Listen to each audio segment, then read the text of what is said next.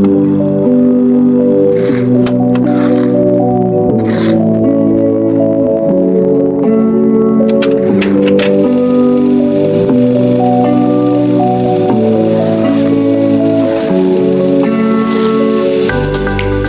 there. Have you ever stood on top of a newly cast concrete deck and wondered how a builder goes from a completely flat floor to mapping out bedrooms, corridors, and living spaces perfectly in midair?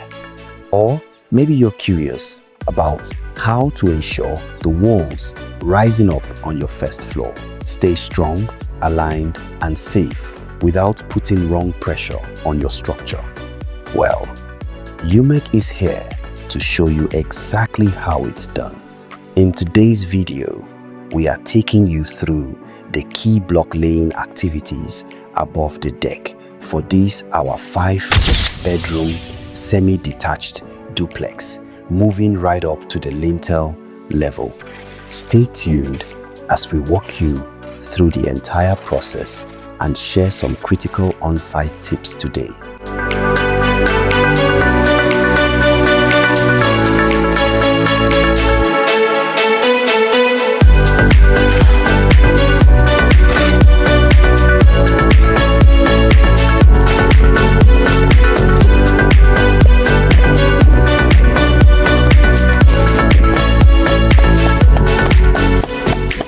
So, just as we keep saying on all our videos, our construction activity always requires us to double check our lines.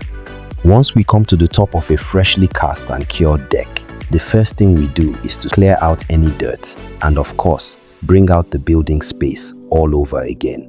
Once that has been done and confirmed, and the building lines are established, then we mark out all the internal and external walls on this first floor. After that, we tie the ropes and confirm that everything is still in place. Once we confirm that the line is still squared, the next thing will be to lay the first course of blocks, which will give us something like this, marking out all the rooms and spaces on the upper floor.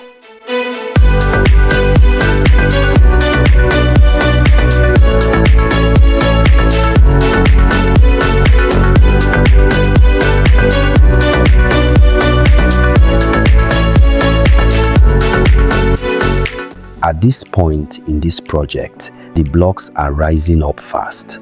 What we are using for this particular stage is high-quality sandcrete blocks, the regular blocks that we all know. That is what was used for this particular project for the walls.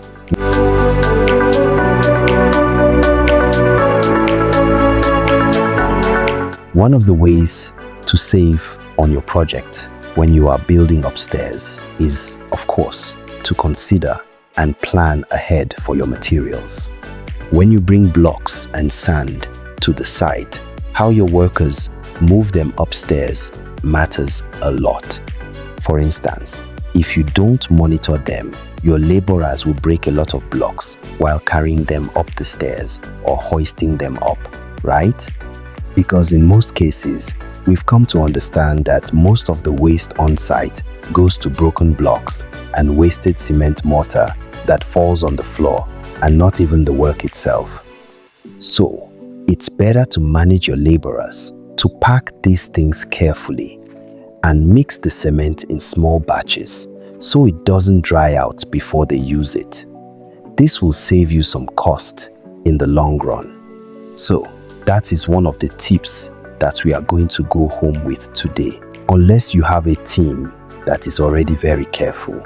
If that is not the case, then you know that you have to watch them closely.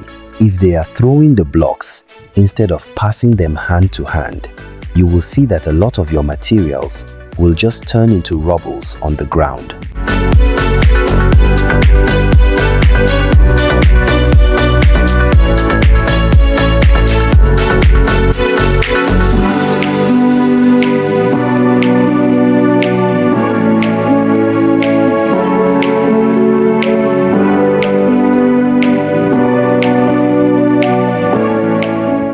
Now, after the block work gets to about 4 or 5 courses, you establish your window spaces. This actually causes a lot of problems in buildings, if the height is not done well. If the measurement is not done well, you will come to see that the windows will look too low or crooked. In some cases, if it doesn't look bad outright, you start noticing that your door frames won't fit later when you want to finish the house. Then you add more blocks until you reach the standard door head height. Check in very well with your plumb bob so that you know that you have a wall that is fairly straight. It's actually more difficult if the masons are rushing the work. So, if you're building your upper floor, ensure that you do this check-in very, very well, because it could cause a lot of problems for your lintel casting.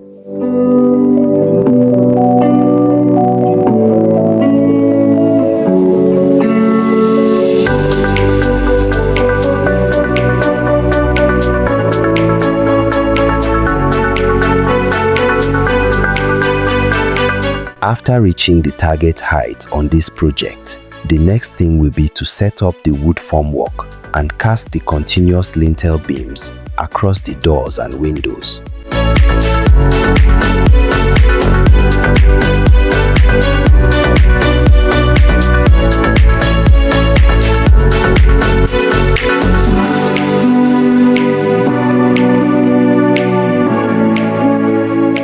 Looking at where we are right now, we have successfully taken this project from a bare foundation trench, moved it past the DPC level, cast a solid first decking, and now the entire first floor block work is standing tall, right up to the lintel level.